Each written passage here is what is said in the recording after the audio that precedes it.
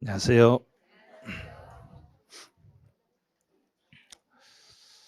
제 오늘이 이론 마지막 정리하는 첫날이네. 그래서 오늘 여기 강의실 들어오면서 제가 제일 먼저 본 게 며칠 남았는가를 봤어요. 그랬더니 50일이라고 돼 있더라고요. 그래서 제가 50일이 아니다, 이거 하루 빼야 된다. 그래서 49일이다. 이랬더니 벌써 4자로 바뀌었네 그러더라고요. 이제 좀 있으면 시험 보러 가야 돼요. 그래서 오늘은 이제 마지막 이론 정리할 건데, 이론 총 정리는 세법은 요약집으로 가는 거예요. 요약집으로 가는데 요약집 다 설명을 못 해줘요. 요약집 설명을 할 수가 없으니까 자료가 아마 제공이 됐을 거예요. 그래서 동영상으로 들으신 분들은 학습 교환을 다운 받으셔야 돼요. 다운 받으셔가지고 요 자료를 활용을 하시면 돼요. 이 자료 안에 있는 것만 활용하셔도 충분하시고, 여기 나중에 이거 말고 나머지 부분들은 그 요약집에 중요하게 표시되어 있는 거 한 번씩만 읽어보시면 돼요. 한 번씩만 읽어보시면 되고, 제가 강의하면서 이거는 왜 이 부분은 꼭 알아야 되는가, 그런 이유를 알려드릴 거예요. 그래서 시험에서 출제되는 부분이 있고 안 되는 부분이 있어요. 그래서 그 유학집도 사실은 요걸 다 내는 게 아니라 이 중에서도 몇 개밖에 안 나와요. 우리 시험은 16개밖에 안 나와요. 그리고 유학집에서 나올 수 있는 거 14개 정도 나와요. 2개 정도는 범위에서 벗어난 문제들이 출제가 되기 때문에 내용 잡으실 때 조금 이제 범위를, 제가 어떤 건 확대해 놓은 게 있고 어떤 것은 줄이는 게 있었을 거예요. 그래서 이제 첫 번째 칸에 나와 있는요, 첫 번째 유학집 6페이지에 나와 있는 자료라고 돼 있는 게 있어요. 6페이지에서는 시험 문제, 우리 시험에서 나오는 게 아니라 부동산 학개론에서 나와요. 그래서 1차 공부하시는 분들은 이걸 공부를 하시고, 만약에 내가 1차는 통과하고 2차만 한다 그러면 그냥 가볍게, 나는 2차만 한다 그러면 누르려나, 이건 나는 안 해도 돼 하고 넘어가도 돼요. 이거는 1차 하신 분들은 반드시 하셔야 돼요. 안 하시면 한 문제 그냥 날라가 버리네요.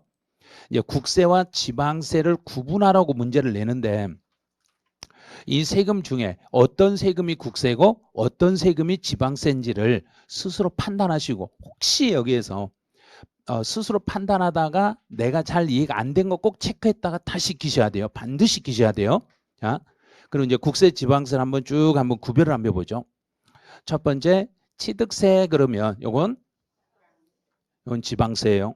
취득세는 지방세예요. 이제 지방세라는 걸 찾았어요. 그래, 등록면허세 지방세 스스로 찾으셔야 돼요. 이제 시험은 이제 마지막 마무리 스스로 하셔야 되니까 제가 하는 거 아니에요. 그래, 재산세 지방세예요. 종합부동산세 국세, 양도소득세 국세, 자동차세 지방세, 지방소득세 지방세. 그래, 법인세 국세. 법인세 국세라는 거 아셨네요. 소득세하고 법인세는 국세예요. 소득세는 개인이 내는 세금이고 법인세는 법인이 내는 세금이에요. 자, 주민세는 자, 이건 지방세예요. 주민세는 지방세예요. 이제 상속세예요. 상속세는 요거는 국세, 증여세 국세, 부가가치세 국세, 농어촌 특별세 지방세 하시면 생겼어요. 자, 다시 한번 가보죠. 자, 이제 농어촌이라고 해서 앞에서요, 농어촌이라고 해서 지방이라고 생각하시면 안 돼요. 여기서 농어촌 특별세라는 것은 국가가 돈을 받아가지고 농어촌을 위해서 사용하는 거예요. 국가가 돈을 받아가지고 농어촌을 위해서 쓰는 거예요. 그러면 돈을 받은 당사자는 누구란 얘기인가? 국가. 국가가 받았으니까 농어촌 특별세는 국세예요. 이거 착각하시면 안 돼요. 농어촌 특별세 앞에 농촌 느낌 난다 해서 지방세라고 딱 체크해버리면 안 돼요. 농어촌 특별세는 국세. 네, 지역자원시설세 이건 지방세. 담배소비세 지방세. 지방교육세 지방세. 인지세, 자, 발음 좀 이상했어요. 자, 다시. 자, 인지라는 것은 수입인지예요. 인지인데 인지세 담당은 국세예요. 국가에서 담당하는, 세무서에서 담당하는 거예요. 인지는. 그래서 인지세는 요거는 그 계약서를 쓸 때 붙이는 거 있죠, 인지예요. 그것도 세금 내야 되는데 그걸 국세라고 그래요. 인지세도 국세예요. 자, 이제 그다음 마지막 주세. 주세는 국세예요. 그래서 우리 암기할 때 국가가 열받게 하면 술을 끊어버리고 지방이 열받게 하면 담배 끊어서 세금 안 들어가게 만들어버리라고 그랬어요. 국가가 열받게 하면 술을 끊어버리면 돼요. 그러면 국가로 주세가 안 들어가면 예산이 국가 예산이 그냥 없어져 버려요. 근데 지방이 열받게 하면 담배를 다 끊어버린 거예요. 그럼 담배 소비세가 안 들어가면 지방 예산이 또 심각해져요. 이런 게요. 이제 이런 식으로 해서 이건 이제 농어촌 특별세 여기가 제일 헷갈려요. 이거 제일 헷갈리는데 요거 못 잡아내시면 안 돼요. 근데 최근에 시험에 나온 것은 이제 부동산 학개론에서 최근에 시험에 나온 것만 몇 개만 짚어드릴게요. 최근에 나왔던 게 상속세, 증여세, 부가가치세, 취득세, 등록면허세, 재산세, 종합부동산세, 양도소득세 이거 2주로 출제했어요. 우리 시험에서 출제가 안 되는 상속, 증여, 부가가치세 이거를 부동산 학개론에서 출제하고 있더란 이야기예요. 세법에서는 상속세나 증여세나 부가가치세나 법인세는 시험 범위가 아니에요. 범위가 아니기 때문에 우리 시험에서 세법 시험에서는 안 나오는데 학개론 시험에 나올 수 있어요. 학개론에서 안 낸다 말 안 했어요. 세법에서 안 낸다는 이야기를 했어요. 자, 그리고 이제 국세, 지방세 구분을 다 하셨어 이제. 그러면 부동산 학개론 한 문제 통과. 한 문제 맞춘 거예요. 한 문제 맞췄다고 보시면 돼요 이제. 자, 그럼 이제 세법으로 다시 넘어왔어요. 세법에 이제 요약집 보시면 이제 어디를 좀 보시냐면 10페이지를 한번 봐보세요. 10페이지 용어정리 쪽에서 반드시 봐야 될 게 있어요. 용어정리 문제가 나오면 용어정리 문제만 나오면 딱 두 개만 보세요. 납세 의무자하고 납세자하고 두 개 개념만 생각하세요. 요약집 10페이지에 보시면 거기에 4번에 납세 의무자, 납세자 요 두 개만 다른 건 다 기억을 안 해도 되는데 요것만 기억하세요.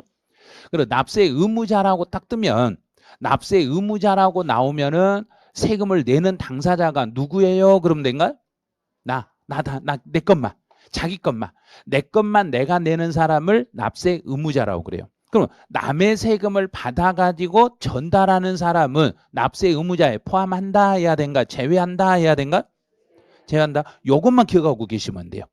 그럼 납세 의무자에서 남의 걸 받아서 전달하는 요 사람을 특별 징수 의무자라고 그래요. 그래서 혹시라도 특별징수 의무자가 나오면 이 사람은 납세 의무자에 들어가란 이야기인가? 납세자에 들어가란 이야기인가? 납세자. 납세자에는 누구든지 포함하니까 납세자에는 누구든 모두 포함한다 이렇게 생각하시면 돼요. 이제부터 용어 정리는 이제 이 정도만 해놓으시고 용어 정리 이 정도만 하시면 돼요. 그다음 이제 요 두 번째 요 자료가 시험에서 최소 3문제, 최대 5문제가 이게 나와요. 요게 3개에서 5개 정도가 요 내용에서 출제가 돼요. 저는요, 세법 공부를 해도요, 3개에서 4개밖에 못 맞던데요. 요거 하나만 하시면 돼요. 요거 하나만 하시면 많이 맞으면 5개까지 맞을 수 있어요. 진짜라니까요. 믿으셔야 돼요. 이거를. 아니, 근데 모의고사 보고 이번에도 모의고사 저는요 1년 동안 공부했는데 모의고사 4개 맞았는데 제가 어떻게 합격할 수 있을까요? 그래서 제가 답을 달아드렸어요. 뭐라고 달았냐면 네, 공시법 열심히 하시면 됩니다 그랬어요. 그렇죠. 공시 열심히 하면 세법 다 틀려도 돼. 왜냐면 다 틀려도 공시 60점 나오니까. 근데 세법에서 이 흐름을 잡으란 이야기예요. 먼저 이제 신고 납부는 납세의무자, 내가 세금을 계산해서 정부에게 신고하는 거. 보통징수는 정부가 세금을 계산해서 나에게 보내주는 거. 근데 여기서 물어보는 거 뭘 물어보냐면 신고 납부는 언제 세금을 확정이 돼요? 요걸 물어봐요. 그럼 신고 납부는 뭐 하면서요? 그런가요? 신고하면서 확정이 돼. 그러면 만약에 제가 과소 신고했어요. 좀 적게 신고했으면 확정되는가 안 되는가? 그래요. 무조건 되는 거예요. 신고서 들어갔으니까. 신고서가 들어가면 확정이 되는 거예요. 근데 보통징수는 정부가 계산해서 나에게 보내줄 때 무엇하면 확정이 되더란 얘기인가? 결정하며. 자, 요 두 개 단어를 꼭 기억을 해 주셔야 돼요. 자, 다시 신고 납부는 신고하는 때 확정이 되고 보통 징수는 결정할 때 확정이 돼요. 자, 두 개 잡았어요, 이제. 그럼 이제 이 세금들 중에 우리 시험에 나오는 건 총 요 5개인데 요 중에서 어떤 건 내가 확정을 하고 어떤 건 정부가 확정하는지 요걸 찾아내야 돼요. 자, 이제 첫 번째 취득세. 취득세는 누가 그러는가? 내가 하는 거예요. 내가 하는 거예요. 그런데 만약에 내가 신고를 제대로 못하면, 내가 신고를 제대로 안 하면은, 신고를 안 해버리면 정부에서 고지서를 보낼 수 있어요. 자, 그럼 이제 해석이요. 작년 시험에 여기에서 뭘 냈냐면 취득세는 보통 징수 방식에 의합니다. 자, 맞을 수도 있고 틀릴 수도 있어요. 조심하셔야 돼요. 자, 취득세는 신고 납부가 원칙이지만 만약에 내가 신고를 안 했더라면 무슨 방식으로 돌아가 버린가요? 보통 징수로 갈 수도 있어요. 그래서 어떻게 문제를 써줄 때 취득세는 신고 납부가 원칙이지만 보통 징수에 의할 수도 있어요. 이렇게 대답을 하셔야 돼요. 원칙은 내가 신고하면 확정이 되지만 지방자치단체가 확정할 수도 있는 거 없는가요? 있어요. 내가 뭐 하면? 신고 제대로 안 하면. 신고 안 하면 정부에서 결정함으로써 이때 세금이 확정이 될 수도 있어요. 그런데 이제 기한이 지나서, 그러면 신고 기한이니까 일반적인 거 딱 하나만 생각할게요. 취득세는 취득일로부터 며칠 안에 신고를 해야 되는데 60일. 60일 안에 신고를 하는데 신고를 불이행해버리면 정부가 나에게 고지서를 보내야 되는데 정부가 세액을 결정하여 통지하기 전에는 무슨 신고도 가능하다 그랬는가? 기한 후 신고. 그럼 기한 후 신고는 정부가 고지서를 보내버리면 할 수 있는가? 보내기 전에만 할 수 있는가? 전에만 할 수 있는 거예요. 그거 생각하셔야 돼요. 결정하여 통지하기 전에는 기한 후 신고를 하는데, 그런데 이 기한 후 신고에서 여기에서 두 가지를 이제 찾아내셔야 돼요. 이제 작년 시험은 여기서 출제했어요. 그럼 이제 언제나 출제위원들은 시험 문제를 출제할 때 앞으로 가면서 출제하겠는가, 뒤로 물러서면서 출제하겠는가? 절대 출제위원들은 뒤로 물러서지 않아요. 한 번 시험 문제 나왔으면 그 시험 문제 나온 것보다 난이도를 높이면 높였지 낮추진 않아요. 왜냐하면 고집들이 있어가지고 절대 옛날 문제 보고 그것보다 낮게는 출제 안 해요. 나는 이 사람보다 더 높게 출제해요. 그러니까 세법은 지금까지 난이도가 올라갈 대로 올라갔는데 그 기출문제를 딱 보여주는 순간 요러고 이렇게 냈다고? 이렇게 냈다고 그래요. 그래. 그럼 나는 이렇게 내야지 그래요. 그리고 조금 더 높여요. 그러니까 한 단계씩을 여기서 앞에서 이렇게 진행하면서 어디까지 갈 수 있는가를 잘 보셔야 돼요. 그래서 작년에 여기까지 출제했어요. 그럼 그 다음에는 기한 후 신고 쪽으로 이렇게 연결될 수 있어요. 그럼 기한 후 취득세는 기한 후 신고를 할 수는 있는데 정부가 뭐 하기 전에만 기한 후 신고한다는 이야기인가? 결정하여 통지하기 전까지. 그러면 자 여기서 이제 함정을 파네요. 함정을. 그러면 정부가 내가 신고를 제대로 안 했다는 걸 이미 정부가 알아버렸어.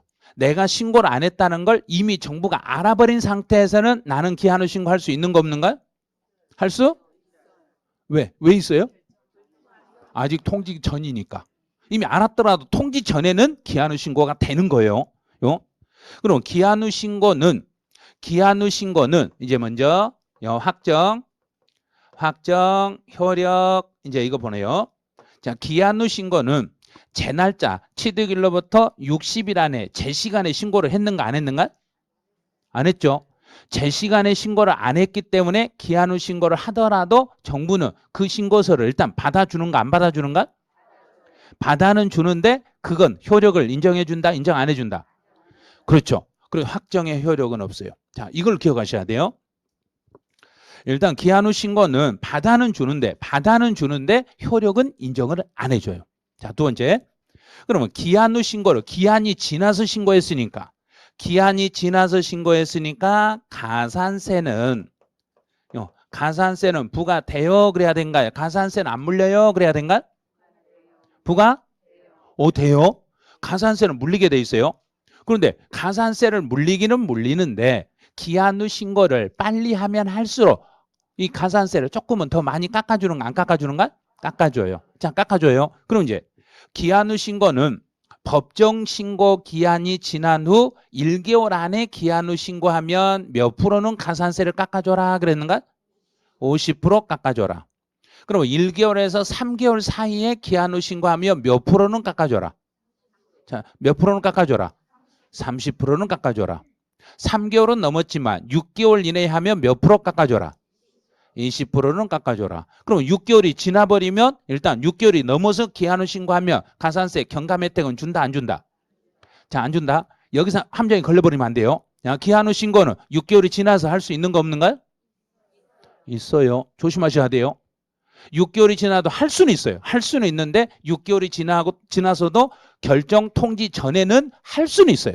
대신에 경감은 못 받아요. 가산세 경감을 받으려면 못해도 몇 개월 안에는 해야 경감은 받는다. 6개월 안에 해야만 경감을 받습니다. 이렇게 되는 거예요. 그럼 여기까지 해서 기한 후 신고제 잡았어요. 그럼 이제 하나만 더. 기한 후 신고라는 것은 내가 신고해도 확정의 효력이 없으니까 내가 신고하면 신고하는 걸 받아가지고 정부는 받고 나서 다시 몇 개월 안에 결정 통지를 해줘야 되고 3개월 안에 결정 통지를 해주겠습니다. 자, 기한 후 신고까지 딱 끝냈어요 이제. 자, 두 번째 등록면허세. 등록면허세도 신고 납부예요. 근데 신고 납부인데 만약에 등록면허세 이것도 불이행해버리면 등록면허세를 불이행하면 보통징수로 갈 수 있어요. 그럼 등록면허세는 언제까지 신고해 주세요 그랬는가? 등록하기 전까지. 하기 전까지예요. 근데 등록하기 전에 신고 안 해버렸네? 아니요. 등록하기 전에 신고 안 하면 등기 안 해주는데요. 이거 골치 아프지죠. 그런데 세법에서는 혹시라도 등록을 하면서 세금을 신고 납부 안 하고 등록을 했을 때는 정부가 결정해서 통지하겠어요. 등기법하고는 약간 달라요. 이게요. 정부가 해줄 수 있어요. 근데 대신에 정부가 결정 통지하기 전에 내가 신고 안 했으니까 기한이 지나도 내가 신고를 다시 할 수 있겠는 거 없겠는가? 있어요. 있어요. 똑같아요. 그럼 취득세하고 똑같아요. 기한이 지나도 신고는 할 수는 있어요. 그런데 기한이 지나서 신고하면 확정의 효력은 인정된다 안 된다? 안 된다. 똑같아요. 이 내용은. 이제 재산세.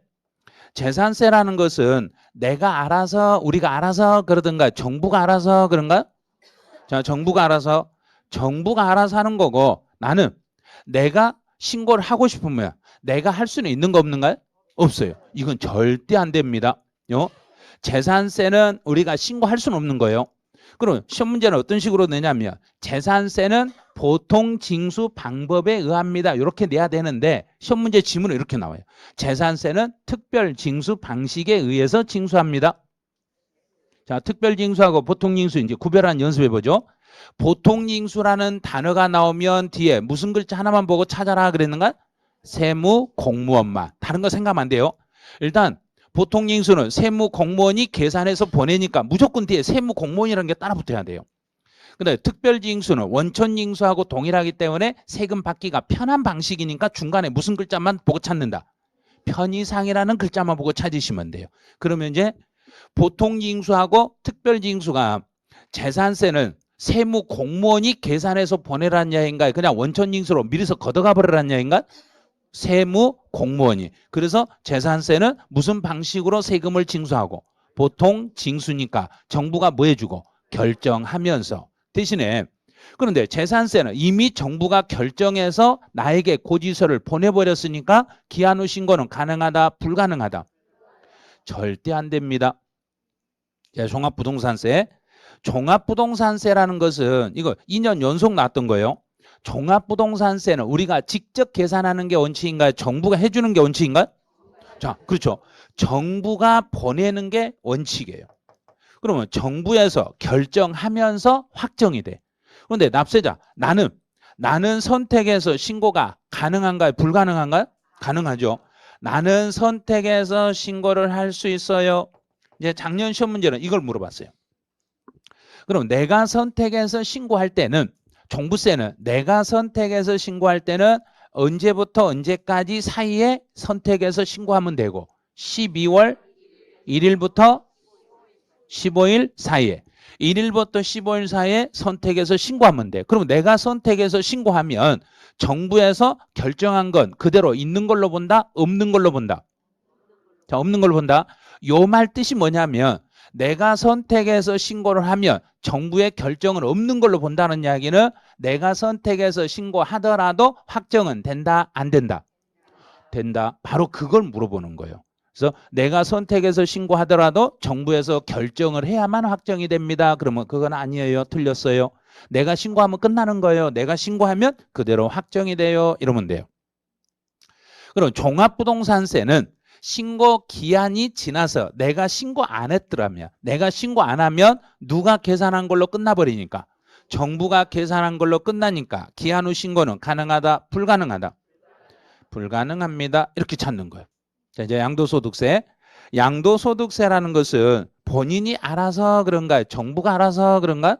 본인이 알아서, 내가 알아서 신고하면서. 자, 그러면 양도소득세 신고 방식은 두 가지가 있어요. 자, 두 가지 있어요. 예정신고라는 게 있고 확정신고라는 게 있어요. 그럼 예정신고를 하면 세금은 확정이 되는가 안 되는가요? 자, 안 된다 하신 분 있었어요. 다시요. 예정신고는 하여야 한다, 할 수 있다? 하여야 한다. 하여야 한다예요. 예정신고는 반드시 해야 되는 거예요. 반드시 해야 되기 때문에 예정신고서를 제출하면은 확정은 된다, 안 된다? 왜 되는가 이유를 알려드릴게요. 예정신고를 이행한 사람은 나중에 확정신고를 꼭 해야 된다 생략할 수도 있다. 그렇죠. 바로 그 말이에요. 예정신고를 이행하고 확정신고 안 해도 되는 거예요. 그러면 예정신고만 했더라도 확정이 돼야 되는가 안 돼야 되는가? 돼야죠. 돼야 되는 거예요. 그래서 2년 연속 그걸 물어본 거예요. 32회 때는 예정신고를 하더라도 양도소득세는 확정되지 아니한다. 이렇게 해서 그게 오답이었어요. 작년 시험 문제는 작년 거는 그 전년도보다 한 단계 딱 한 발 앞서가 한 발만 앞으로 늦어졌어요. 뭐라고 했냐면 예정신고를 이행하더라도 확정신고를 이행해야만 세액이 확정됩니다. 이렇게 문제를 내놨어요. 예정신고를 하면 확정신고를 해야만 확정인가? 예정신고만으로 확정인가? 예정신고만으로 확정이 됩니다. 이런 식으로. 자, 문제 다 나왔어요. 이제 그럼 이제 그 다음 단계는 내가 신고를 제대로 안 해버리면, 자, 제대로 안 했어요. 이제 작년 시험은 여기도 나왔어요. 여기서 한 문제, 여기서 한 문제에서 양도소득세는 납세 절차에서 두 개가 나왔어요. 자, 양도소득세는 내가 제대로 신고 안 하면 정부에서 세금을 결정할 수 있는 거 없는가요? 있어요. 자, 있어요. 그러면 이제 반대로 예정신고를, 내가 예정신고를 안 했을 때는 정부가 세액을 결정해서 통제할 수 있는 거 없는가요? 그것도 있어요. 예정신고는 확정신고 똑같으니까 반드시 해야 되는데 예정신고를 하지 않았더라도 정부가 세액을 결정하여 통제할 수 있다는 걸 주의하셔야 돼요. 예정신고를 불이행해도 정부가 결정 통제할 수 있고 확정신고를 불이행해도 정부가 결정 통제할 수 있어요. 그 다음에 한 단계 더 들어가서 정부가 결정해서 통제할 때 징수할 세금이 있으면 통지한 날로부터 며칠 안에 세액을 징수하고, 자, 날짜 며칠 안에 너 돈 내놔. 30일. 정부의 한계는 30일밖에 안 기다려줘요. 어떤 일이 있어도 세금을 징수할 때 30일 지나면 바로 재산 압류해버려요. 그러니까 무조건 징수할 때는 무조건 징수는 30일 그러면 돼요. 그리고 만약에 구제 절차에서 내가 소송해서 내가 졌으면 정부가 내 재산을 압류해가지고 압류한 재산을 며칠 동안만 공매를 보류해 줍니다. 그랬는가? 30일 안에 돈 갖고 와. 돈 안 갖고 팔아버린다. 이거예요. 무조건 징수는 30일이에요. 30일 안에 그냥 돈을 걷는 거예요. 자, 여기까지 해서 이제 기본적 흐름 잡았어요. 그럼 이제 양도소득세도 기한이 지나서 다시 한번 신고할 수 있는 기회가 있겠는가 없겠는가? 있어요. 정부에서 뭐 하기 전에는, 결정하여 통지하기 전에는 기한 후 신고할 수 있는데 기한 후 신고를 하더라도 확정 효력은 인정된다? 안 된다? 안 된다. 그러면 기한 후 신고를 할 때는 무신고 가산세를 물어야 되는데 이 가산세는 6개월 안에만 신고하면 경감 혜택은 받는다? 안 받는다? 받는다. 단 기한 후 신고해서 가산세 경감 혜택을 받으려면 신고도 하고 돈도 내야 된다? 신고만 하면 된다? 신고만 하면 경감 혜택을 받을 수 있어요. 이게 왜 여기서 이 전체를 알면 3개에서 5개를 맞춘다는지 이해가 됐죠. 이제 진짜 단순하게 그냥 동그라미 이것만 해가지고는 한 문제도 못 맞춰요. 이걸 이 안에 있는 세부 내용까지 다 기억을 해야만 5개를 맞춰내는 거예요. 그래서 납세 절차에서 최소 3문제, 최대 5문제가 출제돼요. 자, 그러면 여기는 놓치시면 안 되네요. 요거는 조금만 살만 더 붙여가지고 내용을 보충 설명해가지고 정리를 하시면 이 내용을 가지고 분명히 한 3개에서 5개를 맞춰낼 수 있어요. 이제 유통과세와 보유과세. 자, 유통과 보유과세 여기는 1차 하신 분들은 확실하게 정리하세요. 2차 하신 분들은 난 안 해도 돼.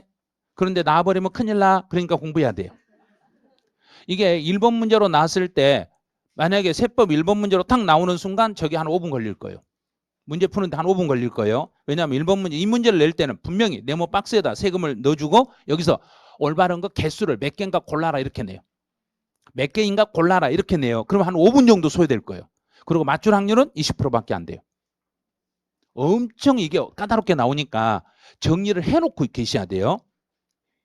이제 우리는 취득 단계와 보유 단계와 양도 단계 3단계로 나눠서 정리를 하셔야 되는데, 자, 이제 찾아요. 취득세는 어느 단계에서 세금이 부과되고, 자, 취득 단계 찾았어 이제. 그러면 취득세를 부과해야 되는데 취득세 부과가 불가능한 경우는 무슨 세로 돌려서 받으면 되고, 그러면 취득세와 등록면허세는 같이 움직이면 되겠죠. 그래서 등록면허세도 무슨 단계 그럼 된가? 그렇죠. 취득 단계 이렇게 하시면 돼요. 자, 재산세라는 것은 매년 몇 월 며칠 날 가지고 있으며 6월 1일 날 무엇하고 있으며 보유하고 있으면 이렇게 되는 거죠. 그 다음에 지역자원시설세는 누구 고지서에 함께 기록해서 나오든가? 자, 그러면 지역자원시설세 문제가 나오면 무슨 세하고 똑같이 풀면 되고 재산세. 그러면 재산세하고 지역자원시설세는 똑같다고 보고 문제 그냥 풀어버리라는 얘기예요. 그래서 혹시 문제에서 지역자원시설세에 대한 문제가 출제되면은 재산세에서 배운 내용하고 똑같이 풀어가시면 돼. 자, 그럼 예를 들어볼게요. 지역자원시설세를 과세할 때 건물분 지역자원시설세의 과세표준을 계산할 때 공정시장 가액비율은 몇 프로를 적용하면 되겠는가? 아니 그냥 재산세하고 똑같다고 하시라니까요. 그럼 재산세에서 건축물이면 몇 프로?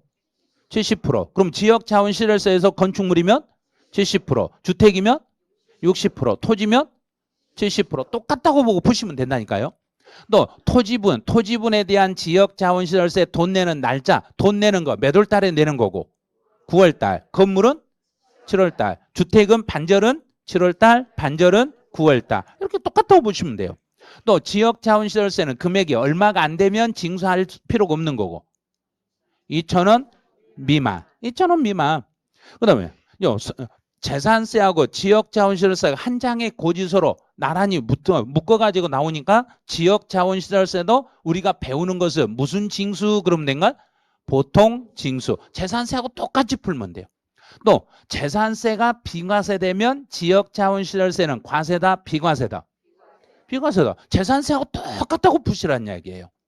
문제 풀 때 지역자원시설세라는 게 아주 특이한 게 나오면 그건 재산세하고 똑같아요. 그러고 그냥 풀어버리면 돼.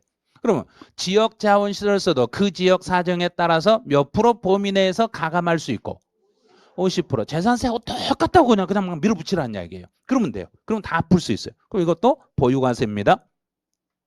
이제 종합부동산세. 종합부동산세도 몇 월 며칠 날 가지고 있으며 똑같네요.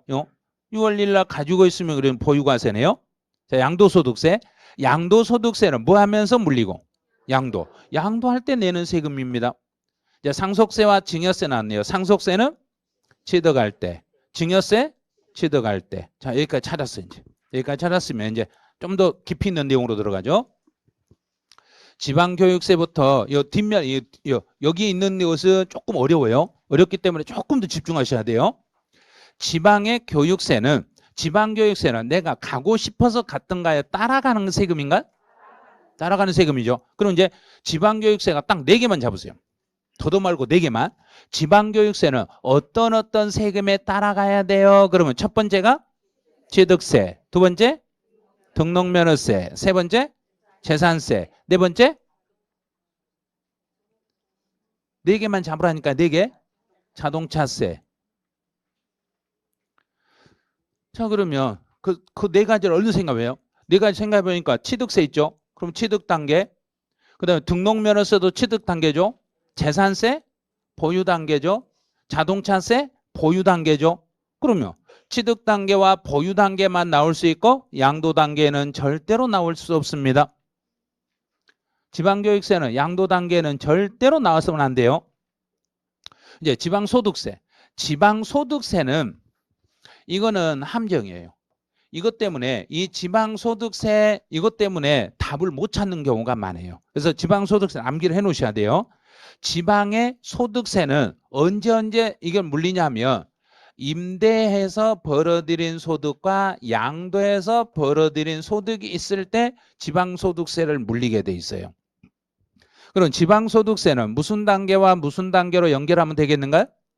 보유 단계와 그렇죠. 임대는 보유하고 있을 때 임대하는 거니까. 그래서 보유 단계와 양도 단계는 나오는데 취득 단계는 절대 안 됩니다. 지방의 소득세는 보유 단계와 양도 단계만 나오고 취득 단계는 절대로 나오지 않는다는 거. 그다음 이제 종합소득세도 임대소득하고 양도소득에 연결돼. 무슨 소리예요?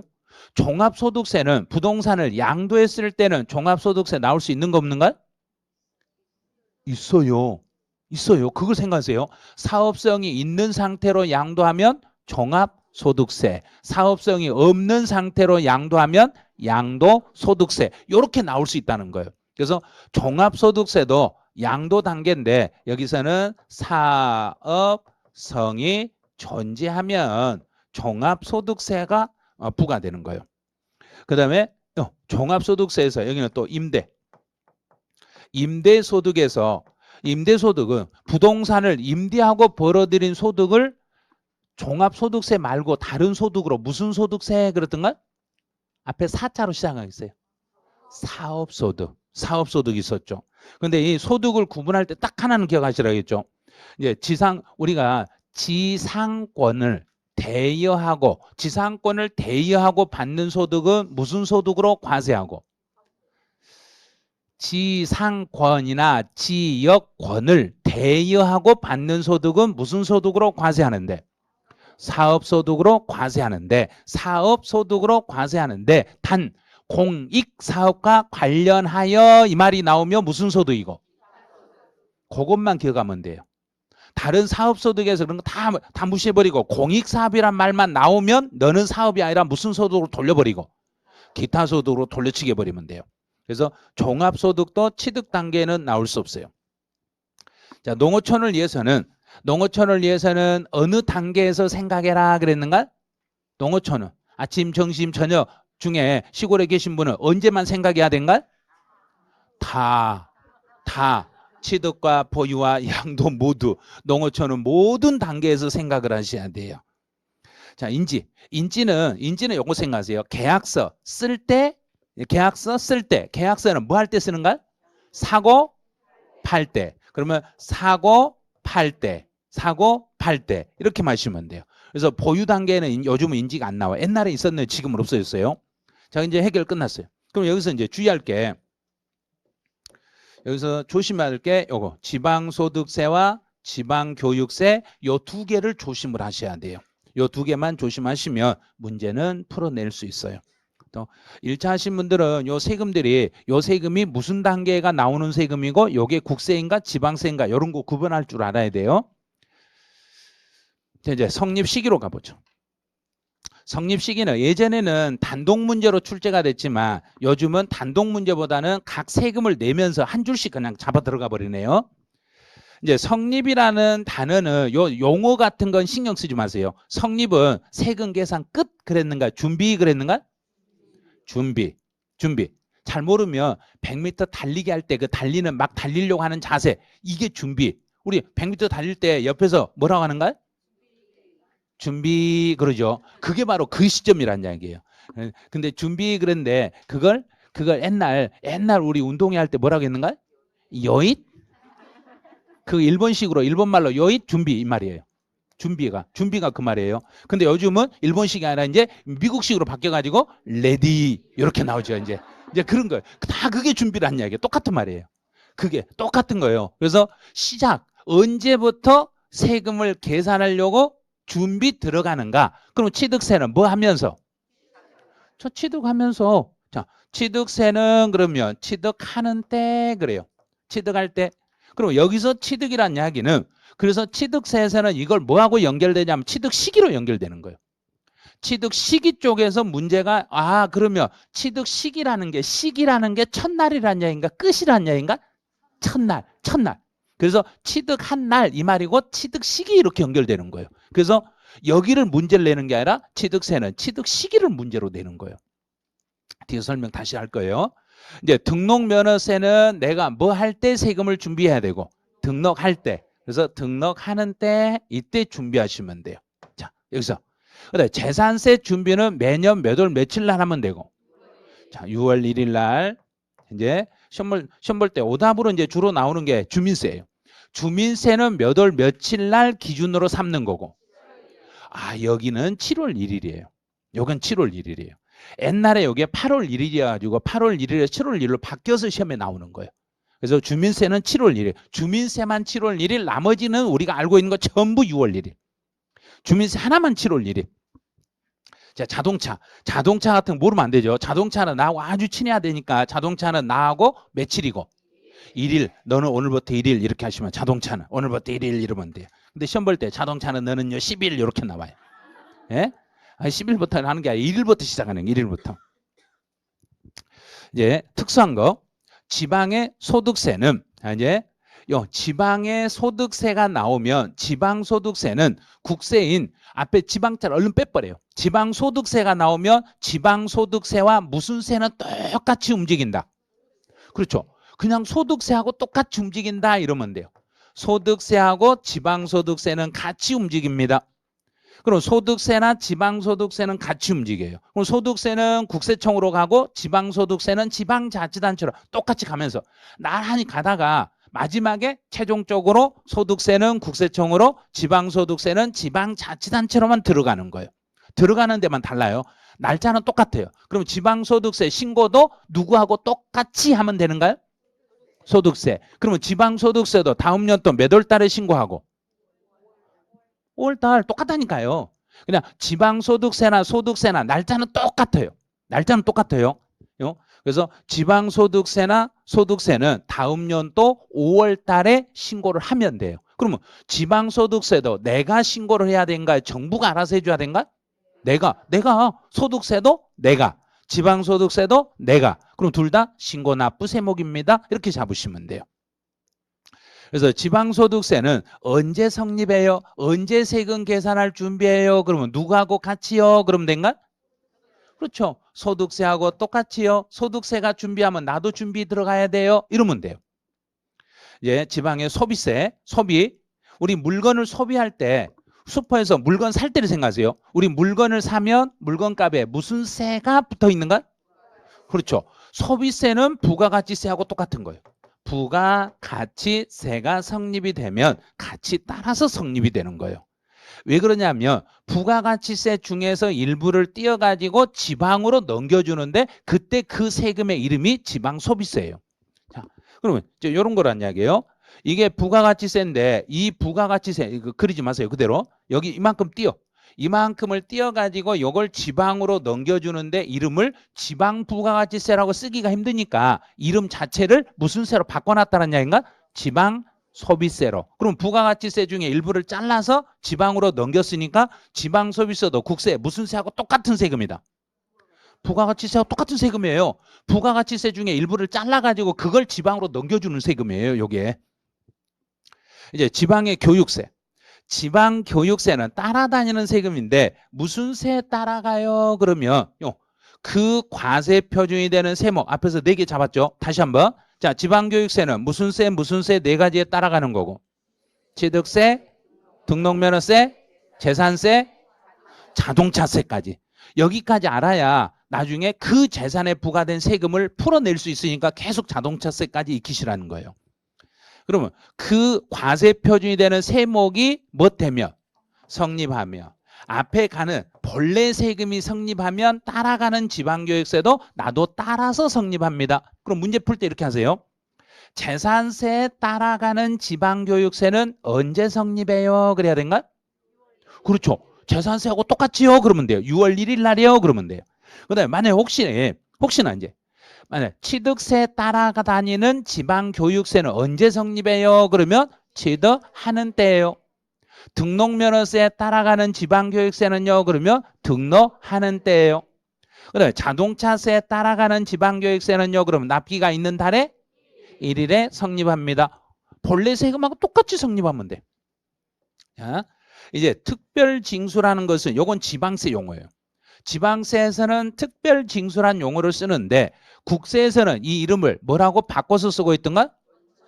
자, 원천징수. 그러면 뭐 할 때 그러면 된가? 그렇죠. 원천징수 하는 때요. 이렇게 하면 돼요. 자, 지방세에서 특별징수는 국세에서 원천징수 하는 때 성립이 돼요. 이러면 돼요. 근데 수시부가 작년 시험에서는 이제 수시부가를 출제했어요.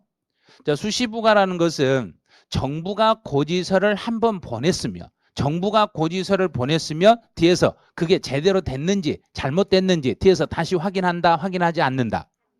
확인한다예요. 정부가 고지서를 보내놓고도 다시 확인하는데 만약에 보냈던 게 잘못되면 수시로 부과할 수 있다. 수시로 부과할 수 있는데 언제 세금을 계산할 준비해요? 그러면 수시부가 해야 될 그렇죠. 사유가 발생이 되면 그때 수시부가 하는 거예요. 사유가 발생이 됐을 때요. 혹시 문제에서 수시부가 하는 때요? 그러면 틀려요. 수시부가 거기서 사유라는 걸 이걸 기억하셔야 돼요. 사유가 발생이 됐을 때. 자, 국세의 납세임의 성립에서는 요 네 개를 이걸 먼저 딱 잡으세요.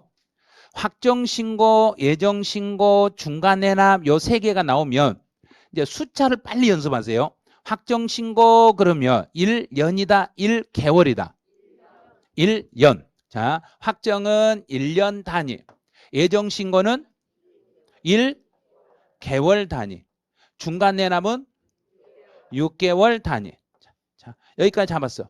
그럼 이제 세금 신고할 때 자, 소득세라는 것은 소득이 발생이 될 때마다 신고 들어가는가요? 합산하여 신고 들어가는가?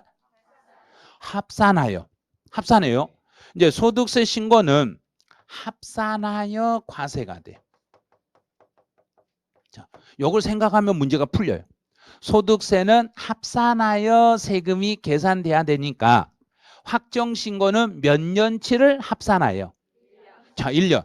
그 1년이라는 시간이 1월 1일부터 12월 31일입니다.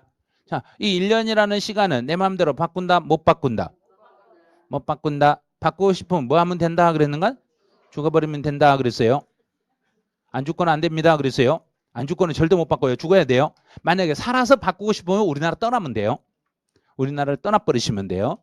근데 그러면 1년치를 뭐 하여 세금을 물리니까? 합산하니까 1년치를 합치려면 1월 1일이 돼야 되는가? 12월 말에 가봐야 되는가? 그렇죠. 12월 말에 가서 준비하니까 기간이 끝나는 때 이렇게 됩니다. 이렇게 가는 거예요. 1년치를 합쳐놓고 그러면 1년이 끝났을 때 그래요. 근데 예정은 1개월 그랬네요. 1개월, 한 달. 그러면 1개월치를 합산하려면 1개월, 이달 1일인가? 이달 말일인가? 말일. 자, 말일. 자, 달의 말일에 여기에서 달의 말일에 성립이 됩니다. 달의 말일에 성립이 되는 거예요. 이제 중간해납이라는 것은 중간해납 기간이 1월 1일부터 6월 말까지 6개월이에요. 그럼 6개월치를 뭐 하여 신고해야 된가? 언제나 그걸 생각해요. 합산하여. 6개월치를 합치려면 언제 가야만 6개월치가 합쳐지는 거고. 자, 6월 말. 그러면 중간해납 기간이 자, 끝나는 때 이때 합쳐지는 거예요. 자, 다 됐죠, 이제. 그다음 원천징수. 원천징수라는 것은 돈을 주고 세금을 떼는가요? 주기 전에 떼버린가요? 주기 전에. 그럼 원천징수하는 것은 소득 금액을 뭐 할 때? 납부가 아니라 지급하는 때. 지급할 때. 지급할 때 세금을 먼저 떼어버린 거예요. 돈 줄 때 떼어버린 거예요. 그래서 이제 요 네 개를 기억을 해야 되는데 우리 시험에서는 이걸 어떤 식으로 연결하냐면 자 여기서 이제 세금 신고로 연결이 돼요. 자 세금 신고. 확정 신고라는 것은 1년치를 묶어가지고 1년이 끝나면 과세 기간이 끝나면 여기서부터 다음 연도 몇 월 달에 확정 신고해야 되고 5월 1일부터 5월 31일 사이에 신고합니다. 작년 요게 시험 문제예요. 자 그럼 확정 신고는 세금을 신고하려고 계산해 봤더니 세금이 안 나오네. 세금이 안 나오면 신고해야 된다? 안 해도 된다? 해야 됩니다. 올해는 아마 그걸 문제로 낼 거예요. 작년에 여기까지 냈으면 여기서 한 단계 더 들어가면 세금 계산해서 세금이 없어도 신고는 해야 된다? 이게 한 단계 더 들어간 지문이에요. 자, 두 번째, 예정신고는 자 달의 말일. 예정신고는 이번 달에 양도했으면 이번 달치를 다 묶어. 이번 달치를 묶어가지고 여기서부터 몇 개월 이내에 예정신고하고 자 일반적으로 몇 개월? 2개월 이내에 예정신고합니다. 2개월 이내인데 작년 시험에서는 부담부 증여를 냈어요. 자, 부담부 증여인 경우는 2개월이 아니라 몇 개월로 바뀌는 거고 3개월로 바뀝니다. 부담부 증여는 3개월 이내예요. 그러면 시험 문제에서 작년 시험 문제는 부담부 증여로 양도하는 경우에는 예정신고는 하지 않습니다. 틀렸네요. 예정신고 안 해야 되는가? 예정신고를 해야 되는가요? 해야죠. 부담부 증여로 양도했을지라도 예정신고는 양도일이 속하는 달의 말일부터 몇 개월 안에 하셔야 되고 3개월 안에 하셔야 됩니다. 자, 시험 문제 다 나왔어요. 자, 그럼 이제 올해 시험 문제 낼 것은 어떤 거냐면 허가구역 안에 있는 부동산을 양도했을 때 요걸 시험 문제 내는 거예요. 허가 대상, 허가구역 안에 있는 토지를 양도했을 때는 잔금을 청산하고 세금 신고 들어가라. 허가 떨어지면 신고 들어가라. 허가 떨어지면 올해는 그것만 딱 잡아버리시면 나머지 풀 수 있어요. 이제 중간에나 요건 우리 시험 범위가 아니니까 여기까지만. 원천징수도 여기까지만. 요 두 개는 따로요. 확정신고, 예정신고 날짜도 기억해야 되고 나머지는 기억 안 해도 되고. 자 이제 종합부동산세네요. 종합부동산세는 매년 몇 월 며칠 날 성립이 되고 6월 1일에 성립합니다. 상속세는 상속을 개시했을 때. 자, 증여. 여기서 증여세예요. 증여로 취득한 게 아니라 증여세. 증여세를 물릴 때는 증여에 의하여 재산을 뭐 했을 때 준비 들어가라는 얘기인가? 그렇죠. 증여에 의하여 재산을 취득했을 때 그때 증여세를 계산할 준비하시면 됩니다. 그래요. 이제 가산세로 가보죠.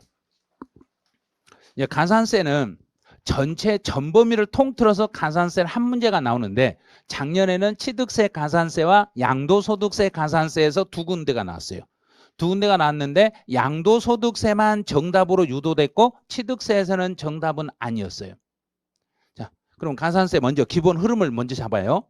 가산세에서 일반 과소 신고하면 몇 프로 물리는 거고 10%, 부정하면 40%, 무신고 20, 부정 40. 자, 작년 시험 여기네요.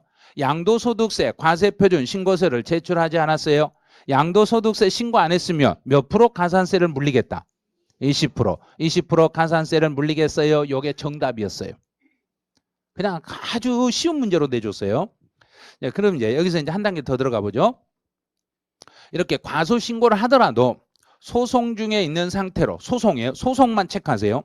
소송 중에 있는 상태로 과소 신고했더라도 소송 중에는 가산세를 물린다, 안 물린다? 안 물린다. 자, 이게 하나 찾아냈네요. 그럼 이제 이것과 관련해서 이제 가산세 이거 이외 나머지 내용을 몇 개만 더 볼게요. 자, 가산세 특징에서 자, 두 개를 먼저 찾아요. 자, 가산세라는 것은 연체했을 때 내는 게 가산세인가요? 벌칙으로 내는 게 가산세인가요? 벌을 받아야 되는 거예요. 그래서 가산세는 벌과금입니다. 벌과금이에요. 또 가산세라는 것은 요 가산세는 세금이다, 세금은 아니다. 세금, 왜 세금이다? 세금 입속으로 들어갔으니까. 입으로 들어가려면 어디를 타고 들어가야 된가? 목을 타고 들어가야죠. 아셨네요. 자, 그래서 세금에 목을 타고 들어가니까 이걸 세목이라 한다. 목 타고 들어갔잖아요. 그걸 뱃속으로 들어갔잖아요. 가산세가.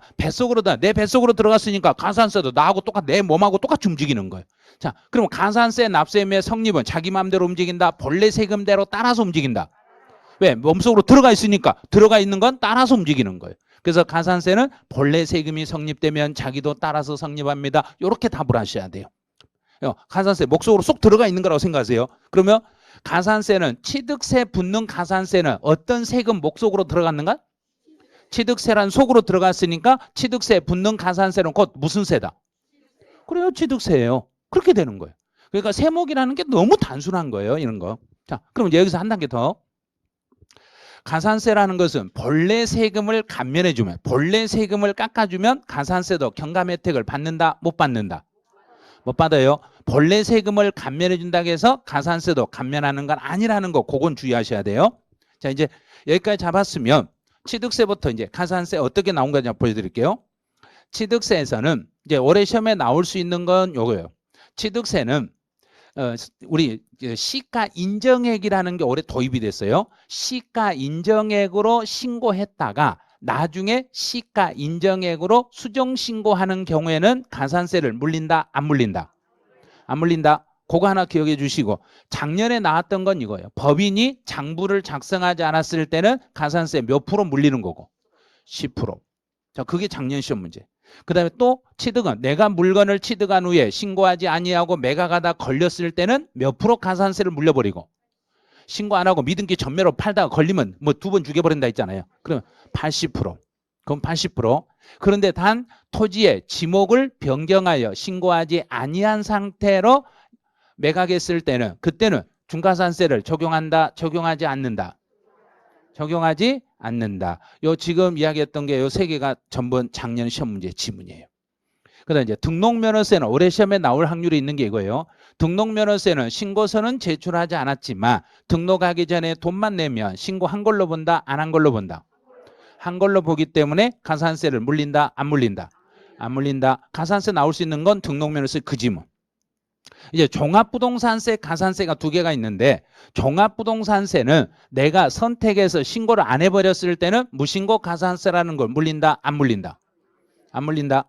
과소신고했을 때는 과소신고분에 대한 가산세는 나온다, 안 나온다?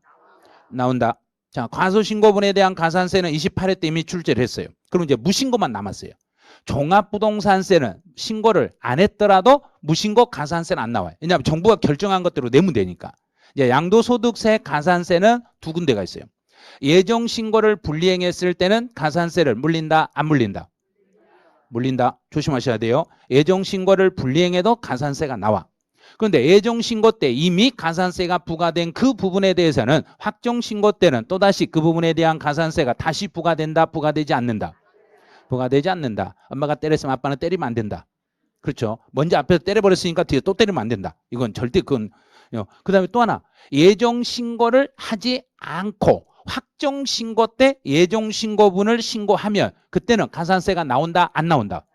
그래도 나오는 거예요. 그래도 나오는데 이렇게 예정신고분을 확정신고 때 제대로 신고하면 예정신고 때 물어야 될 가산세 몇 %는 깎아준다?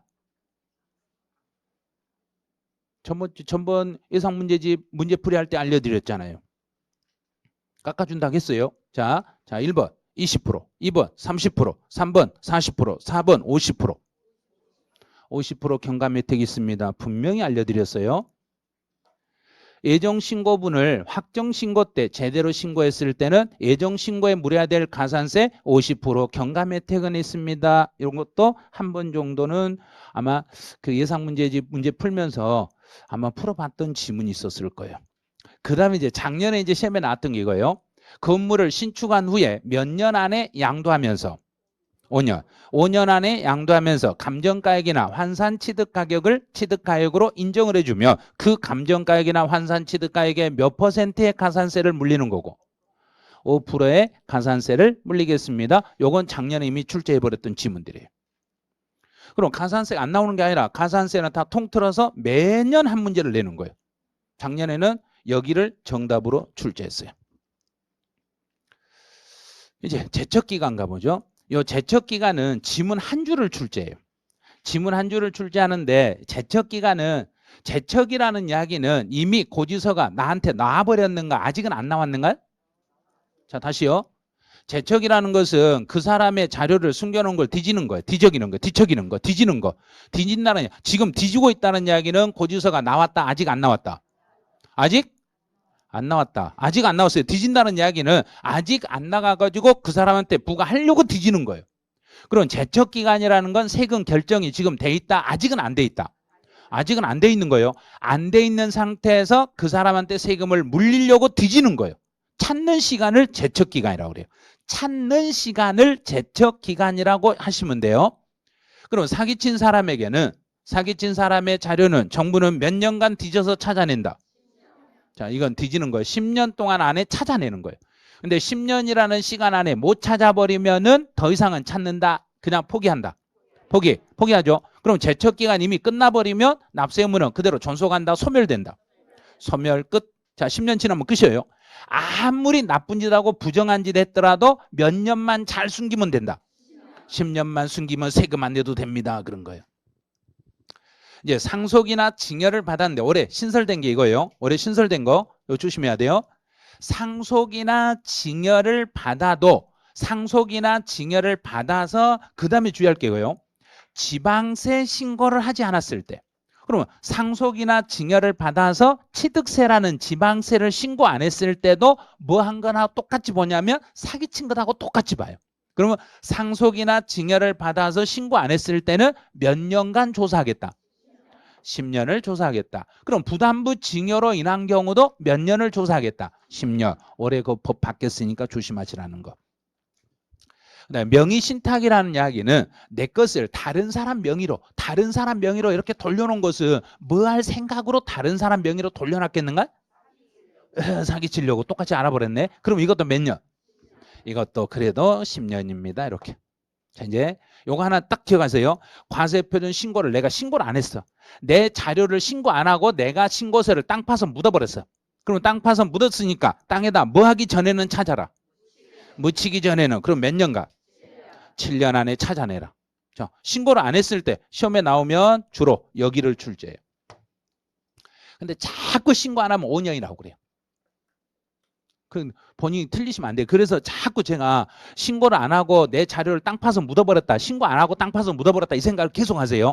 그럼 묻어버리면 묻히기 전에 찾아야 되니까 7년 안에만 찾아내시면 돼요. 7년이 지나버리면 묻혀버리면 이제 못 찾아요. 7년 안에 찾아서 세금을 부과하시면 돼. 근데 과소신고도 신고했죠. 정상신고도 신고했죠. 제대로 신고해도 정부는 몇 년을 조사한다. 5년을 조사합니다. 그럼 정부가 나에게 고지서를 보냈더라도 정부도 자기들이 보낸 것도 몇 년을 조사한다. 똑같이 5년 조사합니다. 이렇게 해석을 하시면 돼요. 내가 일반적으로 신고해도 5년, 정부가 나에게 보낸 것도 5년 이러면 돼요. 자, 이제 시험 볼 때 제척기간의 기산일 잡는 연습 잘해야 돼요. 제척기간의 기산일이라는 것을 언제부터 뒤지기 시작하는가 이 말이에요. 이제 정부가 찾기 시작하는 거. 그럼 신고 납부 세목들은 정부는 언제부터 내 자료를 뒤지기 시작하겠는가? 신고 기한의 다음 날부터요. 신고 기한의 다음 날부터 정부는 내 걸 뒤지기 시작해요. 그럼 취득세 같은 경우는 내가 취득일로부터 며칠 안에 신고해야 되는데 60일 안에 신고해야 되니까 60일까지는 가만히 있어. 60일이 지난 다음 날부터 야, 너 숨겨놓은 거 내놔. 너 신고를 내가 만약 했더라도 신고일의 다음 날부터 5년간 뒤져버릴 수 있어요.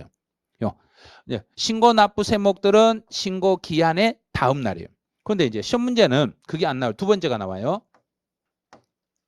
신고 납부하도록 규정된 지방세 이외 이걸 보통징수 세목이라고 그래요.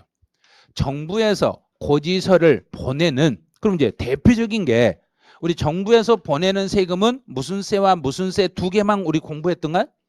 재산세와 종합부동산세. 그러면 재산세나 종합부동산세는 뒤지기 시작할 때 기다렸다가 뒤지겠는가요? 정부가 처음부터 뒤져버리겠는가요? 처음부터 언제부터 뒤져버린가요? 준비하면 막 뒤져버려요. 준비하면 뒤져버려요. 준비 날짜가 납세 의무의 성립일. 납세 의무의 성립일. 여기서부터 바로 뒤져버리기 시작합니다.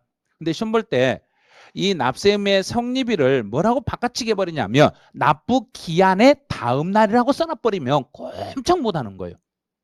납부 기한의 다음 날이 아니에요. 납세 의무의 성립일부터 일반적으로 자, 아무 말이 없으면 일반적으로 정부는 몇 년간 조사하고 끝내는 거고 5년간 조사하고 끝내겠습니다. 근데 최근에 여기를 3년이라고 출제한 적이 있어요. 여기는 한번 출제를 했으니까 이제 문제를 내면 여기를 낼 차례예요. 여기를 내. 납세 의무의 성립일부터 5년이라는 거 주의를 해줘요. 이거 맞추기 힘들어요. 납세 의무의 성립일 여기를 정부가 고지서를 보낼 때는 정부가 세금을 계산하려고 준비 시작할 때부터 거기서부터 조사해가지고 고지서를 보내면 돼요. 이제 법정 기일로 한번 가보죠. 자, 그럼 이제 우리 소멸시효라는 것은 이미 세금이 계산되어 있는 상태였는가요? 계산 안 돼 있는 상태였는가요?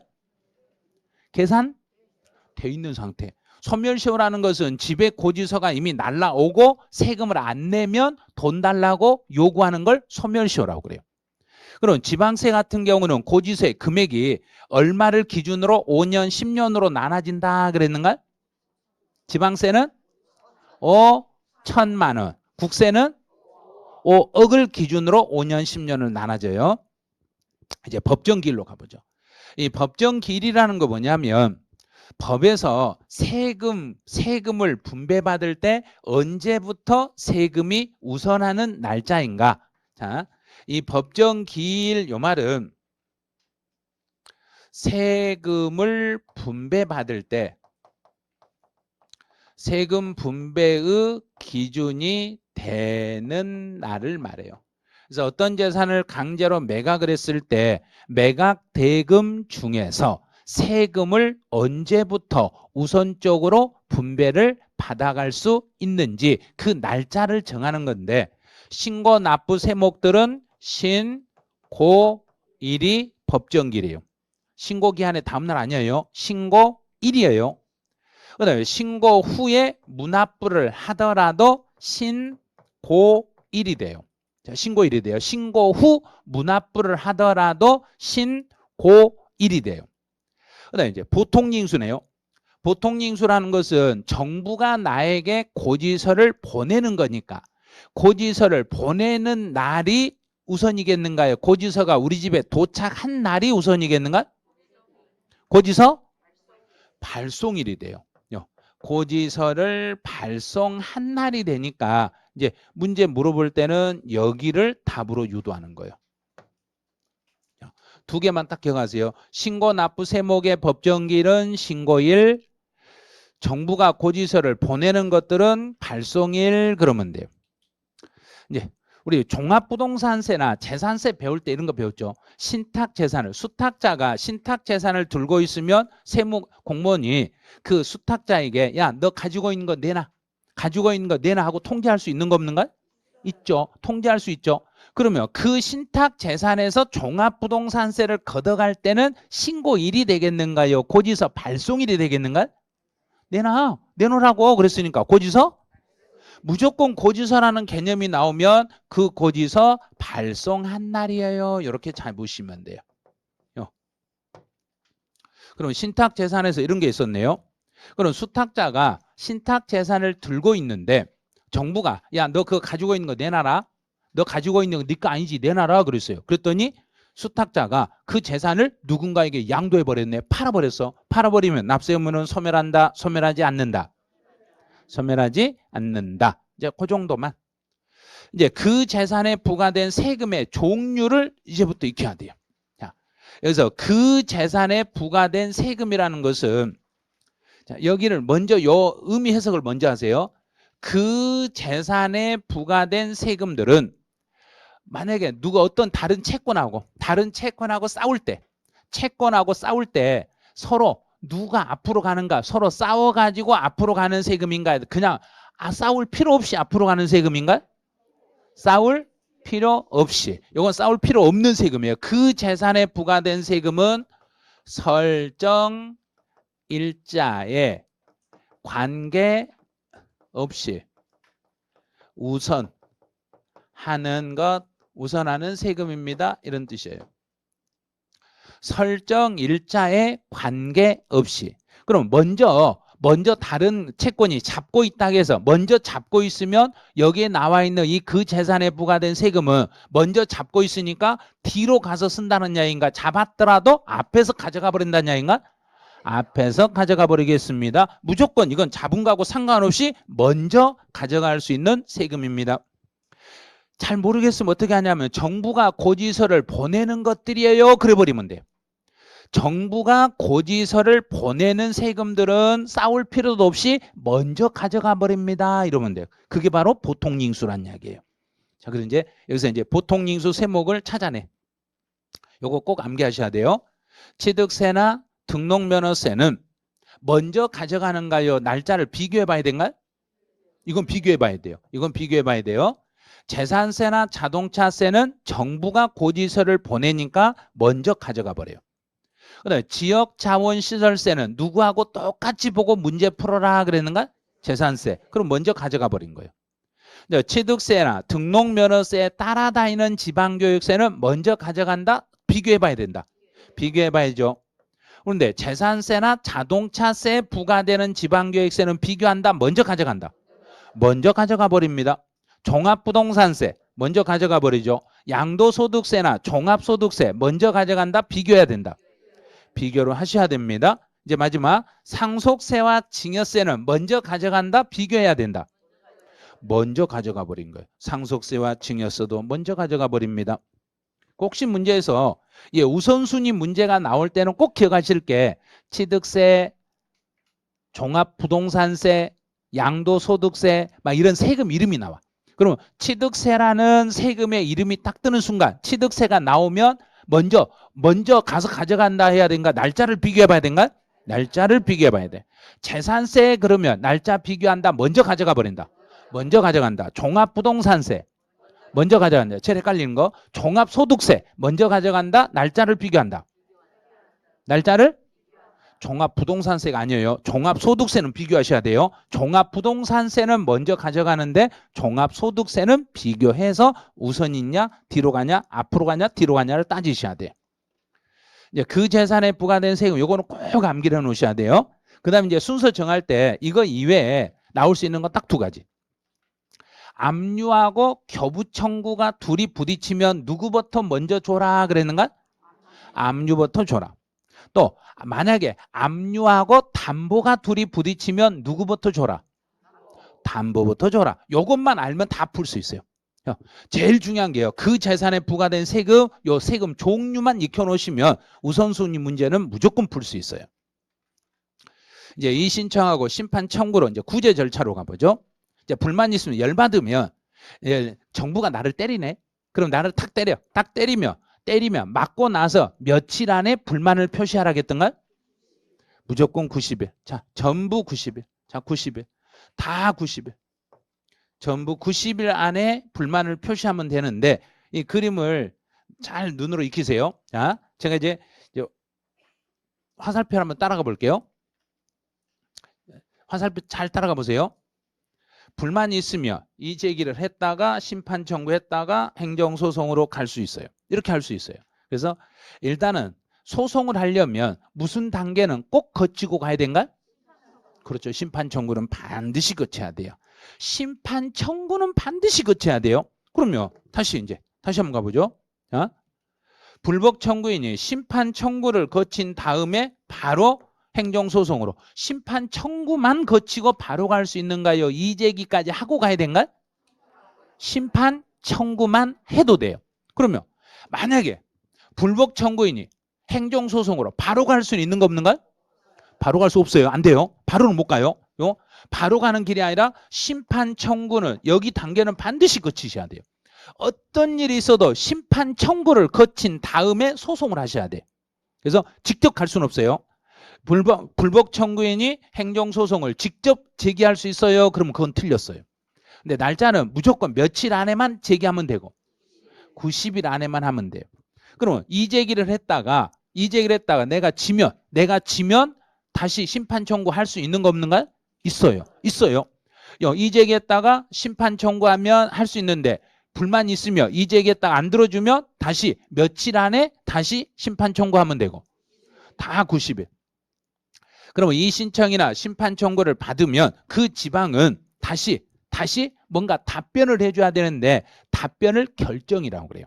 결정은 며칠 안에 결정을 해야 되고.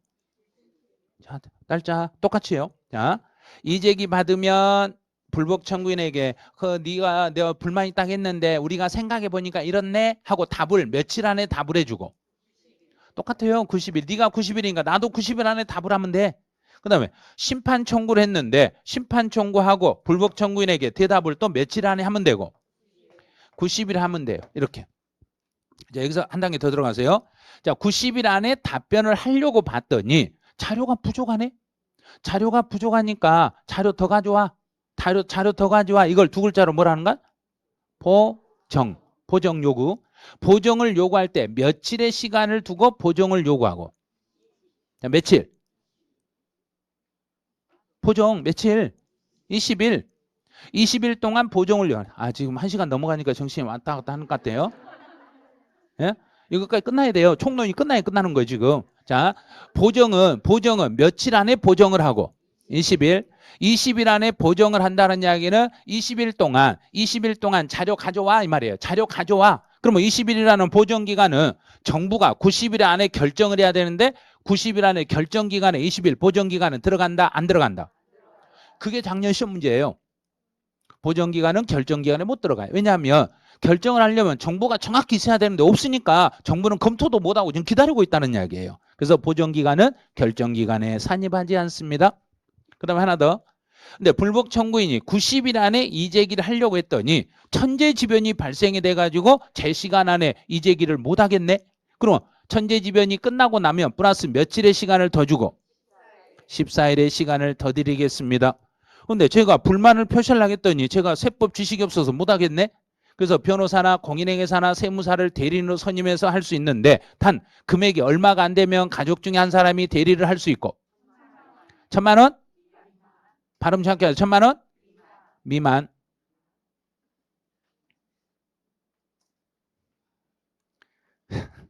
그냥 1,000만 원만 기억하세요. 1,000만 원만.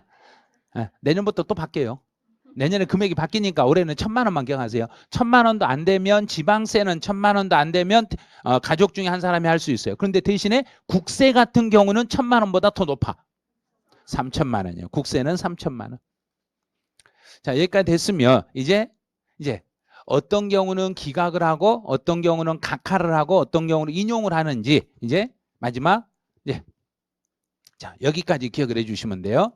보정 기간 내에 여기서 보정은 며칠 시간 안에 20일이라는 시간 안에 보정을 안 하네. 정보 좀 보완해 주세요. 그런데 나 그런 거 해줄 필요 없어. 그랬더니 이제 심판원에서는 그러면 우리는 그거 심의 안 해. 아니 자료가 없는데 우리가 어떻게 봐? 자료가 없으니까 이거 검토도 안 해. 그랬으니까 기각이다 각하다. 각하. 검토도 안 하고 그냥 옆으로 빼버린 거예요. 각하. 정보가 부족하니까. 자, 두 번째 청구 기간. 청구 기간은 며칠 안에 청구를 해야 되는데 90일 이내에 불만을 표시해야 되는데 90일이 지난 후에 청구를 했으니까 이거 서류 검토한다 안 한다? 안 한다. 안 하니까 이것도 각하사유입니다. 이제 청구 자격이 없는 자의 청구다. 대리권이 없는 자가 대신 청구를 했으니까 이것도 하자가 있다 하자가 없다. 하자 있죠. 하자 있으니까 너도 각하. 이것도 각하 처분합니다. 청구의 내용을 심리한 결과 검토해봤네. 검토해보고 나서 네 말이 틀렸어. 너 불만 있다고 말했는데 우리는 들어줄 생각 없어. 그러면 이거는 여기는 기각. 검토해보니까 저희가 잘못했네요. 당신 말이 맞네요. 당신의 뜻을 들어드리겠습니다. 그러면 인용 이렇게 하시면 돼요. 자, 이렇게 하시면 이제 총론이 싹 끝났어요. 자, 총론 다 끝나버렸네요. 총론을 1시간 만에 끝났네요. 우리가 총론을 총 5시간에 걸쳐서 강의를 하는데 딱 1시간에 끝났네요. 이제 1시간도 사실 안 걸려요. 1시간 안 걸리는데 신고 납부하고 보통징수 절차를 뒤에 것까지 설명하다 보니까 시간이 좀 많이 걸린 거예요. 여기까지 해놓으시고 이제 잠시 쉬었다가 취득세로 또 넘어가죠.